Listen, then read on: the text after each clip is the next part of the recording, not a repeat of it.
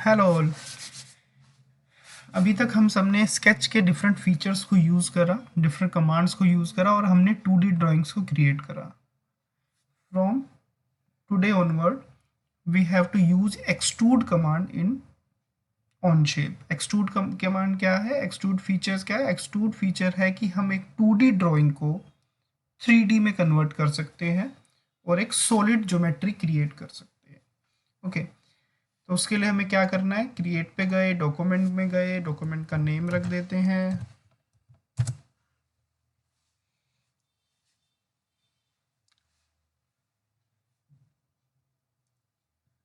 Okay, तो कोई भी चीज़ 3D में क्रिएट करने के लिए हमें उस पर्टिकुलर ज्योमेट्री का क्रॉस सेक्शन रिक्वायर्ड होता है और क्रॉस सेक्शन 2D ड्राइंग होती है। ठीक है, तो हमें 2D ड्राइंग चाहिए जिसको हम 3D में कन्वर्ट कर पाए। तो यहाँ पर देख रहे हैं, सबसे पहला जो स्केच के बाद जो आइकन है वो एक्सट्रूड का है और यही आपका 3D में कन्वर्ट करेगा। ओके, कन्वर्ट भी करेगा और 3D के अंदर कोई मटेरियल रिमूव करना है तो वो भी करेगा। तो सबसे पहले हम गए स्केच में, मैंने एक प्लेन को सिलेक्ट करा।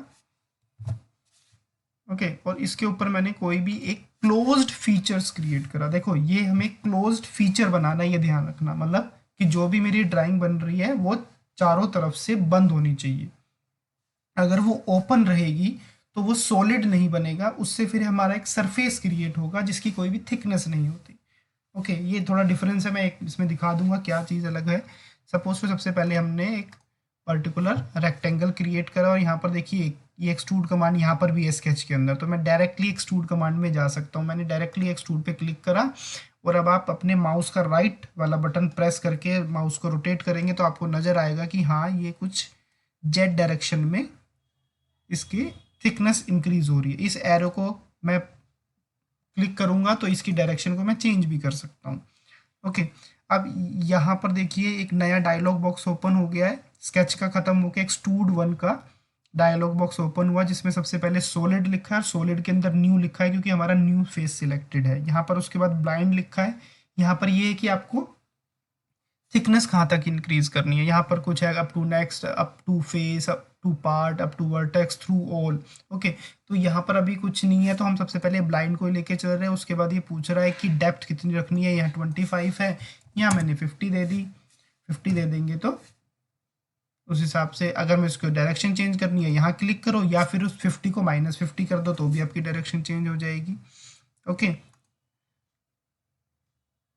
ये देखिए यहाँ पर चेक बॉक्स वो था, क्या ये था। और इसके अलावा भी मैं इसको ब्लाइंड हो गया, up to the face, vertex, हाँ ये सारी चीज़ें हो गई। मैं इसको सिमेट्रिक भी कर सकता हूँ कि मैंने जहाँ पर मैंने बनाया, जिस प्लेन के ऊपर मैंने वो ड्राइंग बनाई, मेरे को दोनों साइड से इक्वल इक्वल उसको इंक्रीज करना है। तो 50 है मीन्स 25 mm इधर की तरफ, और मैं इसको अगर इंक्रीज करता हूँ तो देखिए दोनों तरफ इक्वल इंक्रीज हो रहा है ना। तो अगर ये 126 है तो हाफ 126 का यहाँ पर है और हाफ दूसरी साइड पर है। ओके, तो मैं जैसे सिमेट्रिक कर दूंगा तो ये एक साइड में हो जाएगा। इसको थोड़ा कम कर देते हैं, 50 कर देते हैं। ओके, ये आपका एक्सट्रूड है, इसको ओके कर दीजिए अगर आपको सही लग रहा है। देन ये देखिए ये एक 3D ज्योमेट्री क्रिएट हो गई। ओके, अब मुझे सपोज टू इस 3D ज्योमेट्री के अंदर मेटल को रिमूव करना है। ओके, तो फिर से मैं क्या गया, मैं या तो डायरेक्टली एक्सट्रूड पे चले जाओ, ठीक है, या स्केच में चले जाओ, जैसा भी आपको सही लगे। और मैं कहता हूँ कि मुझे रिमूव करना है, लेकिन रिमूव करने के लिए मुझे फिर से उस जो रिमूव मटेरियल, जो भी क्रॉस एरिया रिमूव करना है उसका क्रॉस सेक्शन की रिक्वायरमेंट होगी।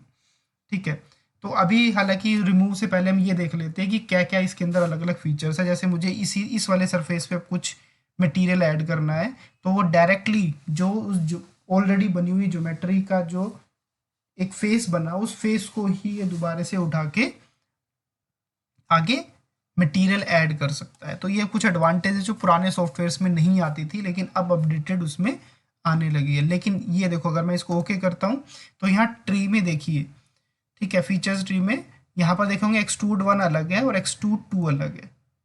ओके, एक्सट्रूड 1 अलग है, एक्सट्रूड 2 अलग है। जैसे मैं इस एक्सट्रूड 2 को डिलीट करता हूँ तो सिर्फ एक्सट्रूड 2 जो बाद में बना था वो डिलीट हुआ। अगर मैंने कहा था कि ये फैमिली ट्री के रिस्पेक्ट में काम करता है। अब एक्सट्रूड 2 किस पे बना है, एक्सट्रूड 1 के ऊपर बना है। तो अगर मैं एक्सट्रूड 1 को डिलीट करूंगा तो पूरा फीचर्स ही डिलीट हो गया, सिर्फ स्केच 1 रह गया, क्योंकि एक्सट्रूड 2 जो है एक्सट्रूड 1 के ऊपर बना है।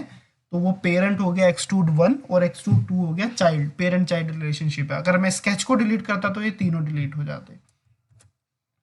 ओके, तो अभी पहले एक्सट्रूड 2 को डिलीट करते हैं और मैं स्केच में गया। मैंने स्केच में जाके कहा मुझे इस वाले फेस पे इसके काम करना है, ठीक है। उसको नॉर्मल कर लेते हैं और मैं यहाँ पर एक सर्कल क्रिएट कर देता हूँ। और मैं कह रहा हूँ कि ये सर्कल पे मुझे एक्चुअली में मेटल रिमूव करना है, यहाँ से मुझे होल क्रिएट करना है। मैं फिर से एक्सट्रूड पे गया, ठीक है। और इस बार देखोगे सॉलिड के अंदर ऐड है, ठीक है। अगर आप मैं इसको टल्ट करूँ तो ये देखोगे आपकी ये मटेरियल ऐड हो रहा है, लेकिन मैं कह रहा हूँ कि मुझे मटेरियल रिमूव करना है। ऐड की जगह मुझे रिमूव करना है। रिमूव करा तो उसने डायरेक्शन चेंज कर ली और आप देखो यहाँ पर मेटल रिमूव हो रहा है, लेकिन थ्रू आउट नहीं है, मतलब ओके, एक सर्टेन डेप्थ तक है, ब्लाइंड ही चल रहा है यहाँ पर। और मैं इसके अंदर इसको 10 भी कर सकता हूँ, ठीक है।